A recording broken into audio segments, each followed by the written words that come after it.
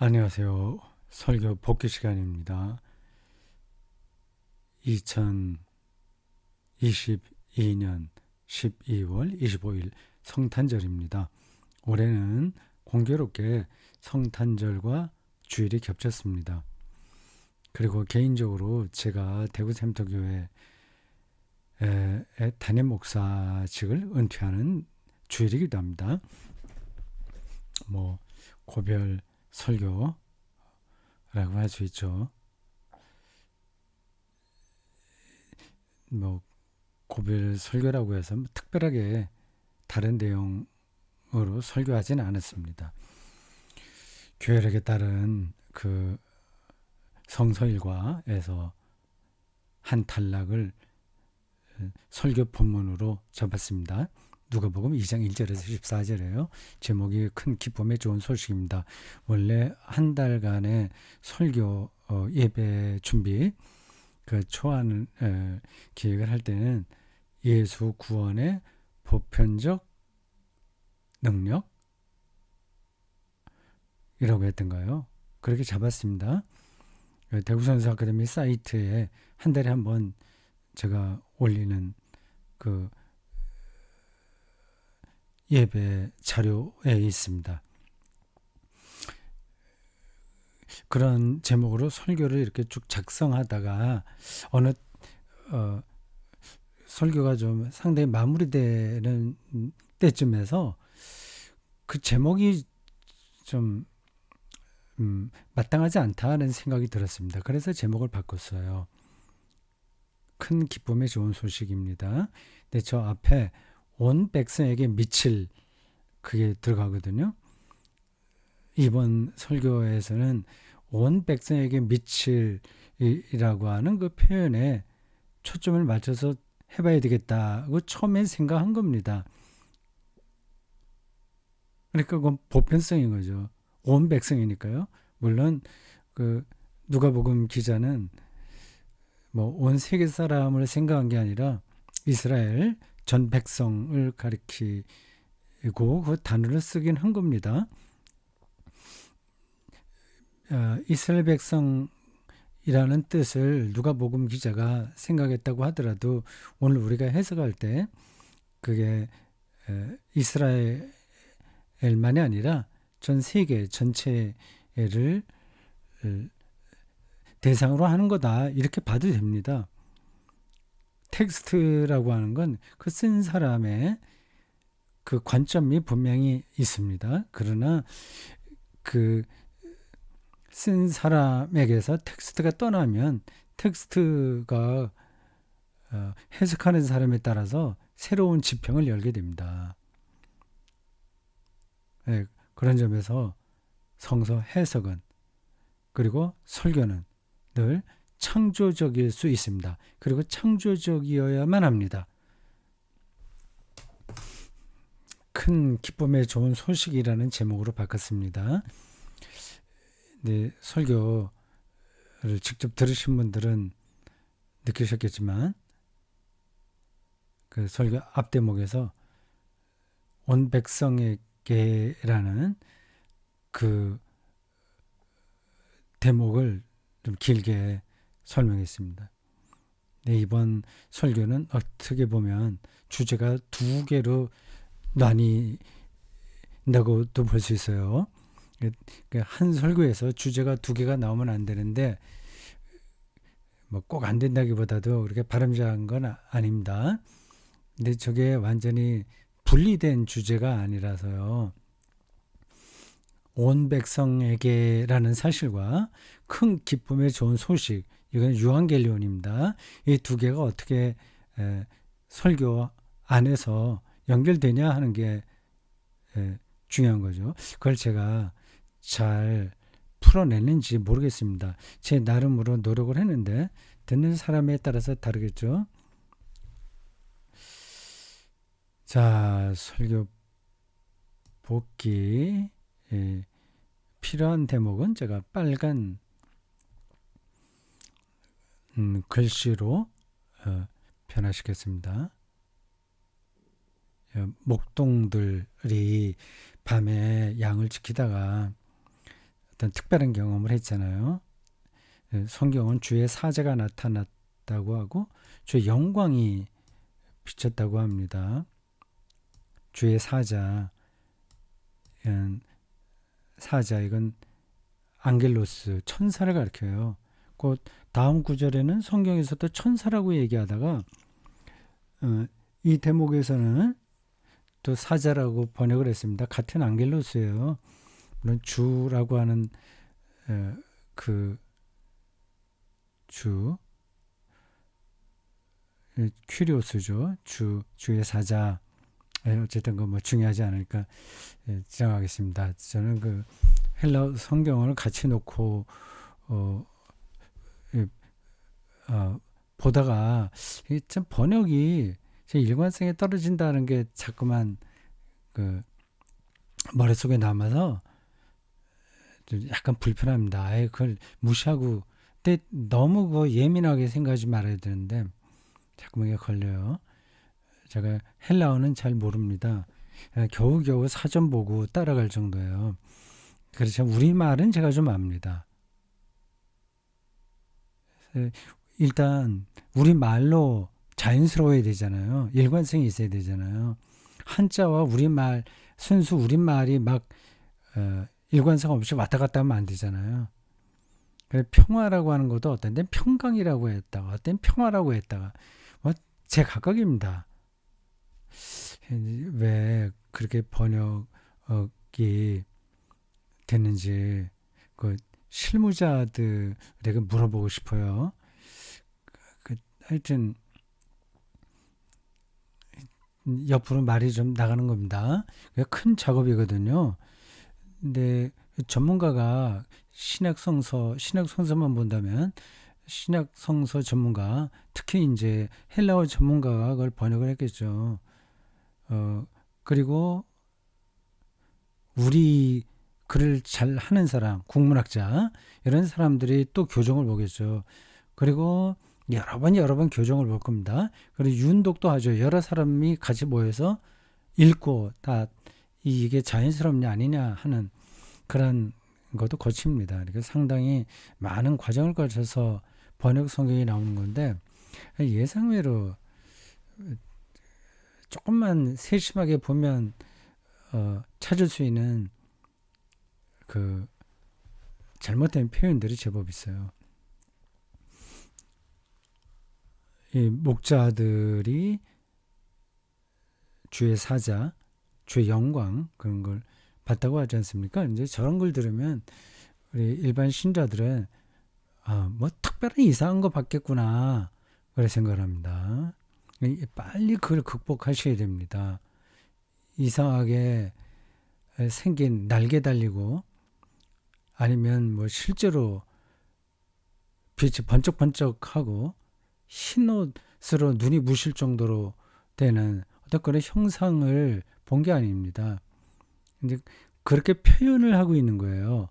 어떤 결정적인 것을 경험했을 때에 그런 식으로 묘사하는 겁니다. 그러니까 메타포죠. 근데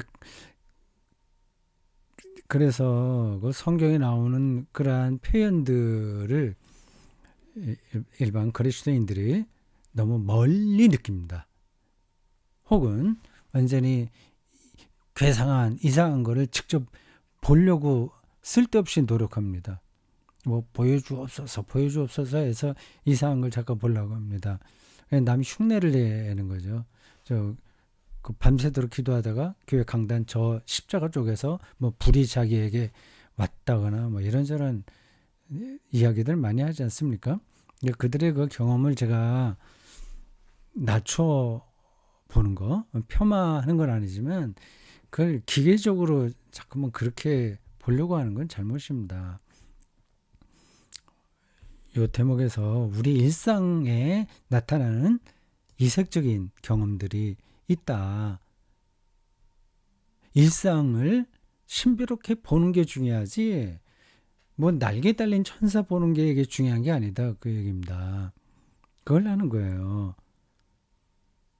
그 밤하늘의 별을 보다가 이 별은 겨울철이 보기 좋습니다. 늦가을이나 왜 그런지 아시죠? 공중에 습도가 떨어지니까 투명하게 보이는 겁니다. 겨울 밤하늘이 참 좋아요. 저는 이 시골에 살기 때문에 거의 매일 별을 봅니다.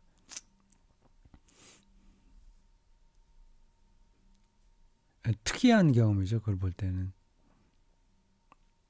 목성이 늘 빛납니다. 크게 빛납니다.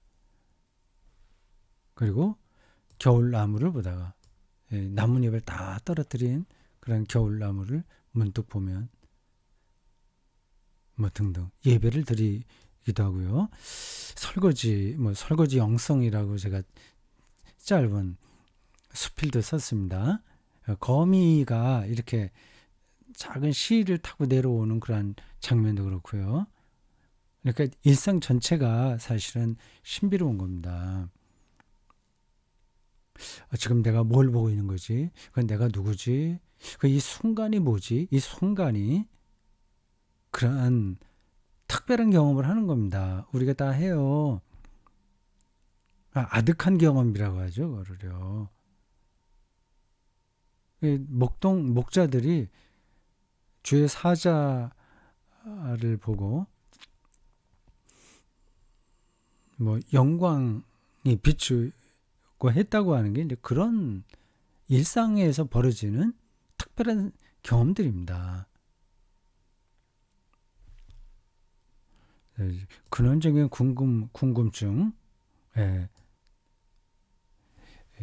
미끄러져 들어가는 거죠. 미끄러져 들어갑니다. 그 뭐 이상한 나라의 앨리스 그런 동화 있지 않습니까? 그 동화가 정말 리얼한 겁니다. 자, 그래요. 그러한 경험이 없이는 우리가 성경을 이해할 수 없습니다. 그러한 경험이 없이 성경을 읽다가는 성경을 그냥 교리서로만 안다거나 약장사들의 뭐예요? 뭐 그런 정도로 하는 거죠. 그냥 상품으로 하는 거죠. 그러네. 상품. 그리고 설교자들도 상품을 파는 그 약장사, 약을 파는 약장사인데 상품 파는 게 뭐죠? 인터넷에 지금 그런 게 많지 않습니까? 그걸 뭐라고 그러죠? 인터넷에서 장사하는 사람들이에요. 말을 아주 막 예쁘게 해갖고 당장 저거를 사고 싶어 하게 만드는 그런 거지 않습니까? 그들이 자기가 파는 그 상품의 내용은 사실 모릅니다. 그냥 좋다는 것만 이야기하는 거죠. 목사의 설교도 그럴 수 있어요.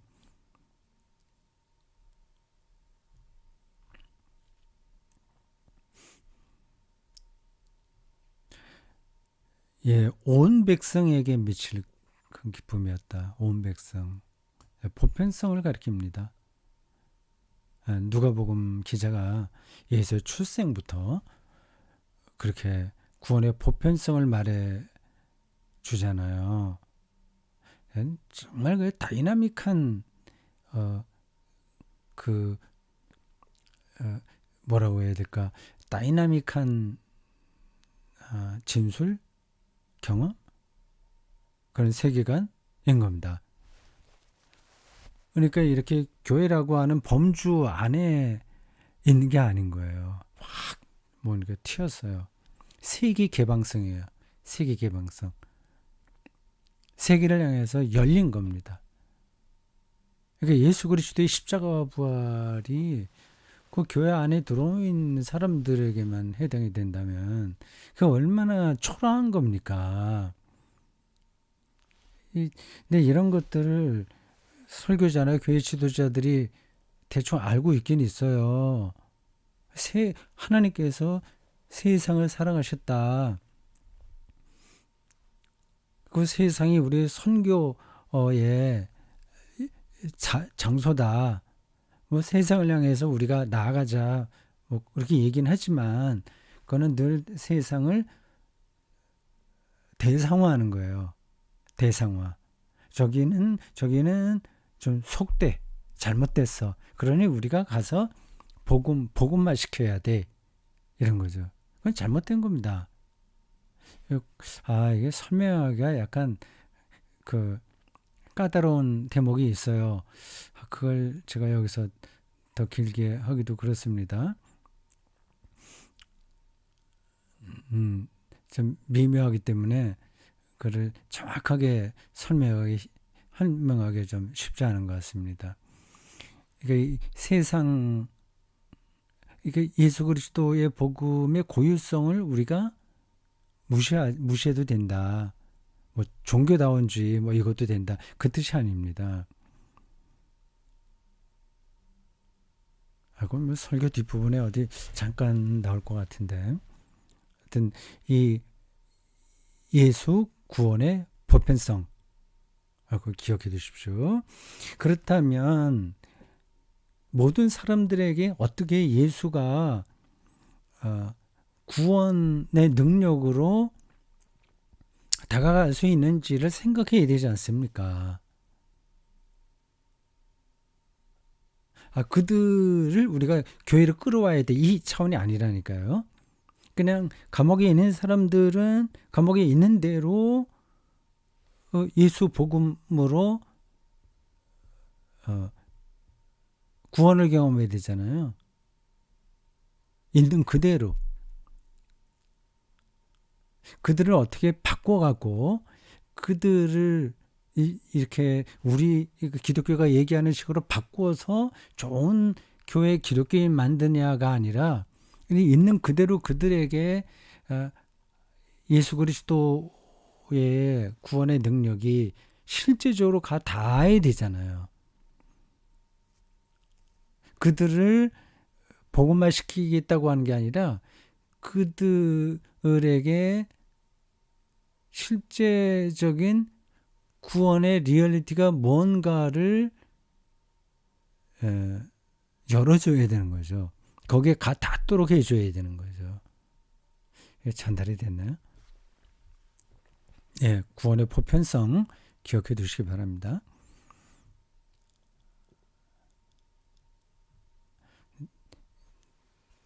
보편적인 것하고 반대에는 선택적이라고 설교 시간에 얘기했어요. 그 대목을 얘기하면서도 약간 좀 보충 설명이 필요한데 하는 생각을 했어요.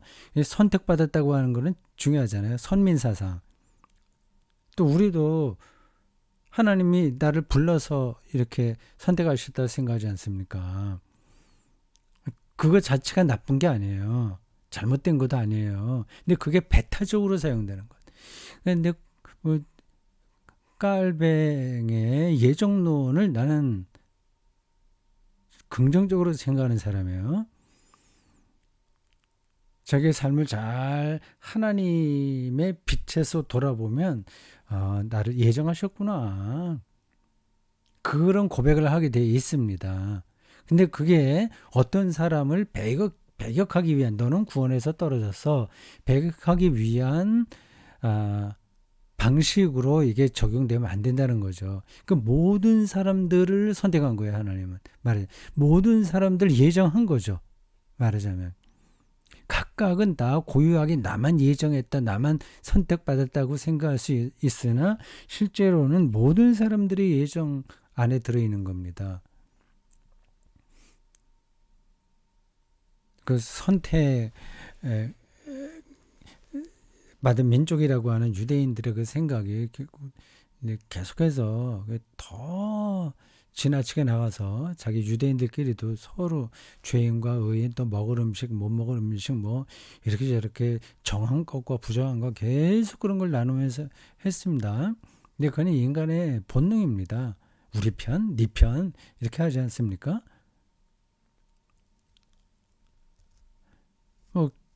교회 나오지 않아도 구원받는다 이렇게 얘기하면 기독교인들이 기분 나빠할 거예요. 이제 그렇게 기분 나빠하면 그게 이제 신앙이 없는 겁니다.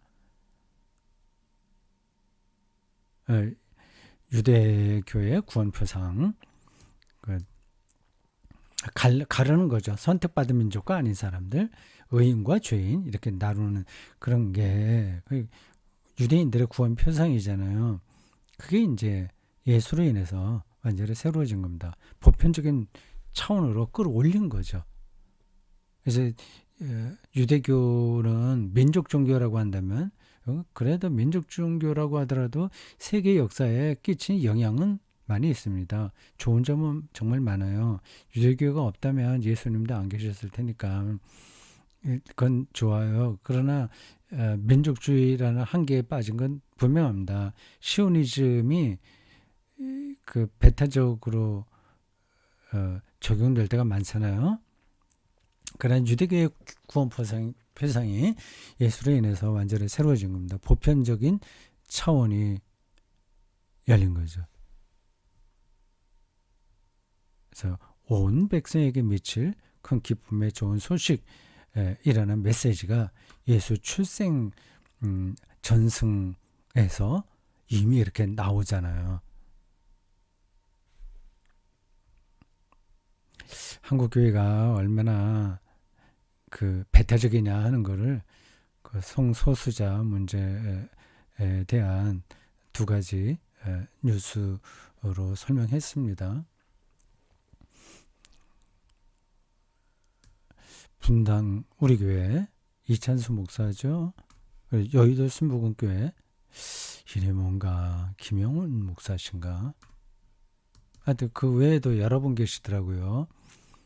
온누리교회 목사도 계시고 하여튼 네로라는 그 대형 교회 그리고 비교적 건전하다고 하는 그런 교회 목사들이 1인 시위 포괄적 차별금지법 반대 그 시위에 이렇게 반복 시리즈로 바톤 터치하듯이 나오시더라고요. 난 동의하지 못하겠습니다.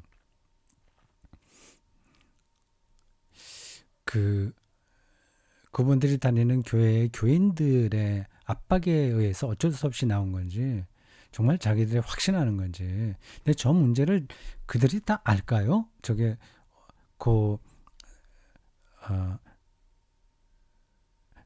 동성애에 관한 생리적인 뭐 등등등등 그 의학적인 문제와 그리고 신학의 차원에서 저 문제를 어떻게 다룰 것인지와 세계 교회가 저 문제를 어떻게 지금 받아들이고 있는지 등등을 정말 알고서 저렇게 나선 걸까요? 저는 뭐 알지도 못하고 저렇게 나섰다고 생각합니다. 너무 제가 일방적으로 말씀드리는 건지 모르지만 저로서는 이제 동의할 수 없는 일들을 저렇게 하시더라고요. 저럴 땐 그냥 가만히 침묵을 지키는 게 최선입니다. 그리고 분당 우리 교회 이찬수 목사 그 개혁적이고 모범적인 그러한 목회자하고 설교자인데 좀 마음에 들지 않는 저런 행동을 하시네요. 한 목회자가 이것도 잘하고 저것도 잘하고 다 잘할 수는 없겠죠. 그래도 저 동성애자들을 지지하지는 못할 망정, 그쪽 편을 들어주지는 못할 망정, 저렇게 반대하지는 말아야 되는데. 근데 저분들이 하는 말은 있어요. 동성애자들 자기가 인권 존중한다. 뭐 다 한다. 그러나 포괄적 차별금지법에 따르면 역차별이 생긴다.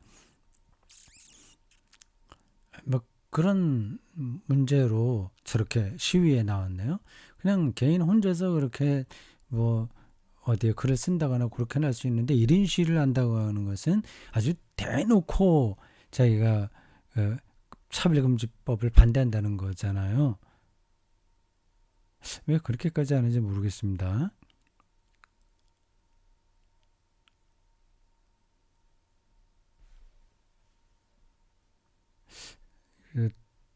또 하나는 뭐 감리교회 이 아무개 목사가 2년 정직 받았죠. 키오 축제 가서 축복 기도를 했다고 말이죠. 나에게 그런 시간을 맡겼다면 뭐 젊어서라도 뭐 진작에 했을 텐데 참 대한민국 교회가 수준이 이 정도밖에 안 된다는 게 좀 안타깝습니다. 그래서 조금 재밌으라고 예수께서 지금 한국교회 온다면 이렇게 말씀하지 않으실까 해서 설교 시간에 그 이야기를 꾸며봤습니다. 여기서 그 성소수자, 이슬람교도 공산주의자들도 비밀스러운 방식으로 구원하신다고. 그러니까 우리는 동의하지 못하잖아요. 그들의 행태에 대해서. 우리가 동의하지 못한다고 해서 하나님도 동의하지 않나? 우리가 이해할 수 없다고 해서 하나님도 이해하지 못하나? 그건 아니잖아요. 우리를 뛰어넘어서 온 백성에게 미칠 큰 기쁨의 좋은 소식을 일어나게 하잖아요. 그분은. 그걸 왜 막으려고 하지? 본인들이 뭐를 아는데. 아는 거는 정말 좀 표현이 그런데 무식하면 용감하다고요. 자신이 알고 있는 작은 거 갖고 이제 저런 한국 교회의 미래를 볼 때 대단히 나쁜 영향을 끼칠 만한 행위를 하는 겁니다. 개인적으로 아무리 도덕적이고 목회를 잘한다고 하더라도 저런 행태를 보이는 건 한국교회의 전체 역사를 통해서 볼 때 바람직하지 않다고 생각합니다. 그 너나 잘해 예수님께서 말씀하신다면 이렇게 표현했는데 이걸 제가 많이 들었던 그 멘트거든요. 어느 영화에서 나왔나? 그렇죠? 너나 잘해. 정확하게는 어디서 나온지 모르겠습니다. 꼭 그러실 것 같아요. 우린 됐습니다.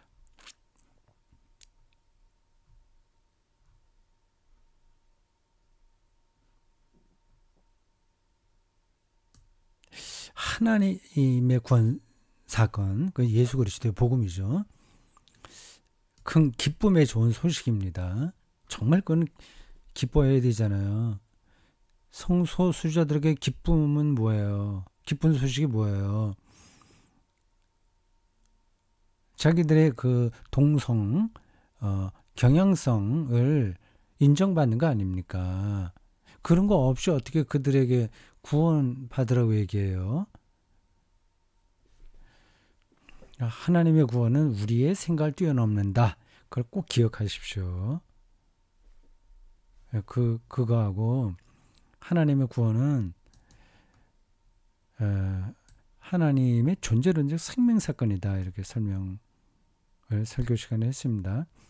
이게 존재론적 생명사건이기 때문에 우리가 교회에 나오는지 아닌지 하고 상관없어요. 저 사람이 동성애자인지 이성애자인지도 하나님의 존재론적 생명사건에서는 중요하지 않습니다.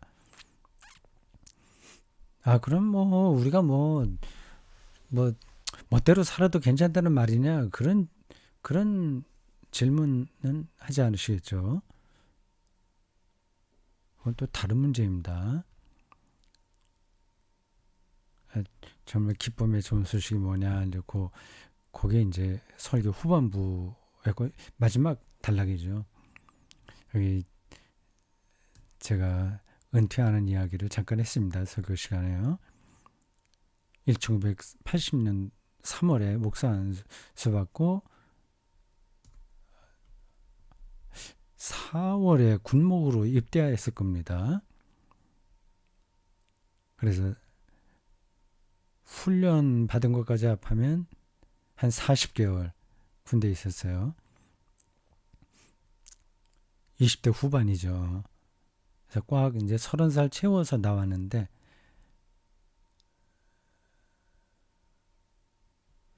독일에 잠시 공부하러 갔다 왔고 그 이후로 성결교 목사로 20년 활동했습니다. 그리고 교단에 속하지 않은 목사로, 성결교 목사가 이제 아닌 거로요. 대구 샘터교회를 개척할 때 성결교회에서 교단에 가입해라, 그러한 요구가 많았습니다.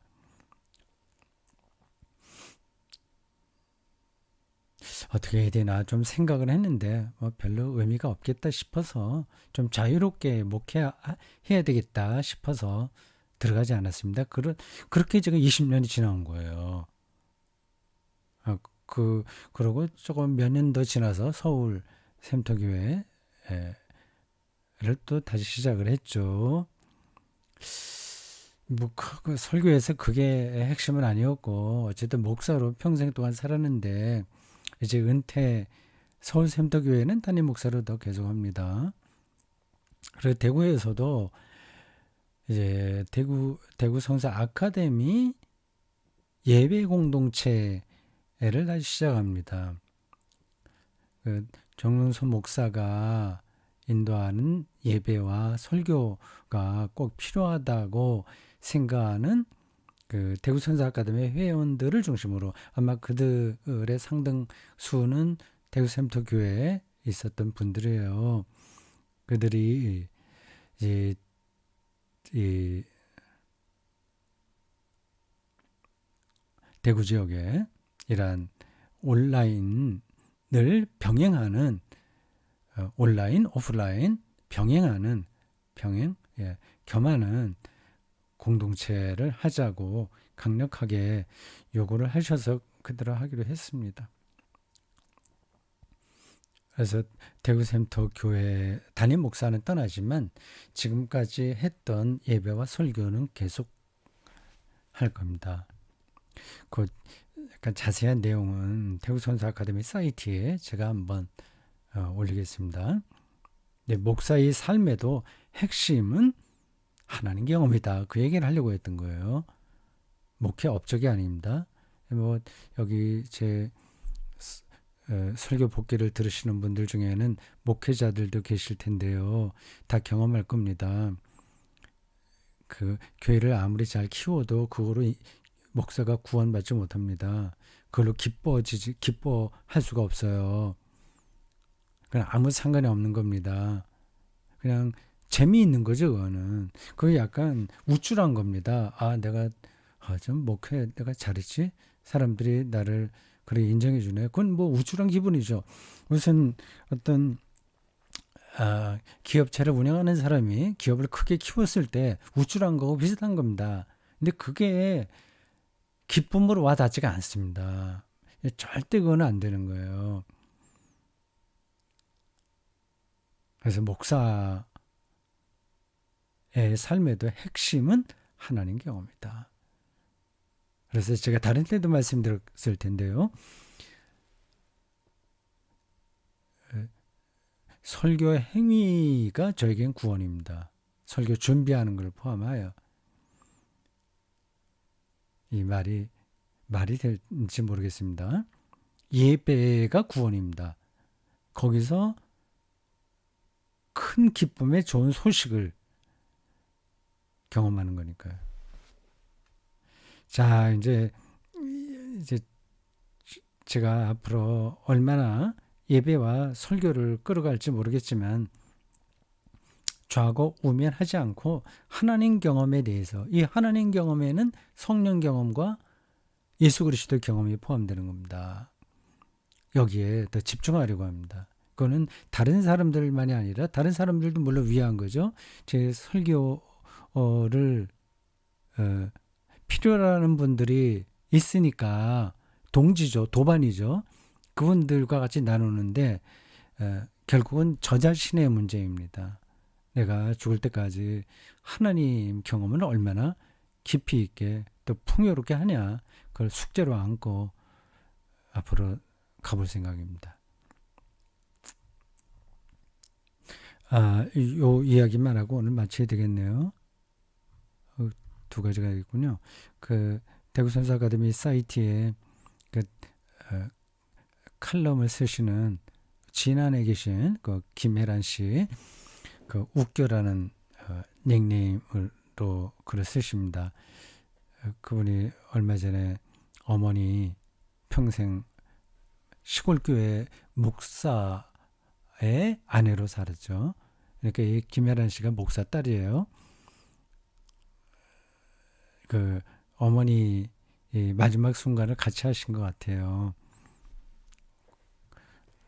그, 그분이 거기 올린 글에서 이걸 따왔습니다. 이걸 여기 첫 번째 줄에는 엄마, 그 다음에 김혜란 씨예요. 엄마, 나, 엄마, 나, 엄마 이렇게 나갑니다. 그 엄마와 나 빼버리고 그 내용만 대화 내용만 여기 실었습니다. 이걸 보니까 이게 한편의 시 같네요. 나 죽으면 너 여기서 혼자 어떻게 사냐? 이서방하고 살면 되지. 그 남편이 제가 아프시죠. 이서방 죽으면 너 혼자 외로워서 어떻게 사냐? 엄마 걱정하지 마. 외로워야 하나님과 가까워지지. 그렇지. 자, 하나님 경험이 기쁜 소식의 근원입니다. 어떻게 하냐 이걸 좀 설명을 해본 건데 이걸 하지 않겠습니다. 시간이 많이 갔죠. 예, 2022년 성탄절이었습니다. 어저께 성탄절 여러분 정말 그분의 오심을 굿뉴스, 영어 성경은 그렇게 번역했어요. 좋은 소식. 굿뉴스로 정말 생각하고 사십니까?